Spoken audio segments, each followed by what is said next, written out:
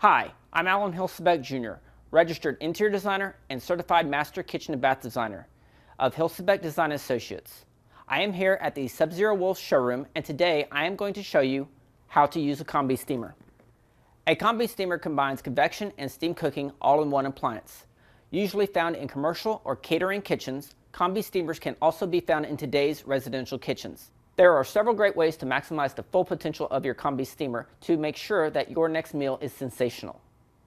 For instance, when preparing vegetables, fish, or even dumplings, set the Combi-Steamer temperature between 30 degrees and 120 degrees Celsius. If you want to use the superheat steam for a juicy roast, dinner rolls, or even pastries, simply turn the knob between 100 and 250 degrees Celsius.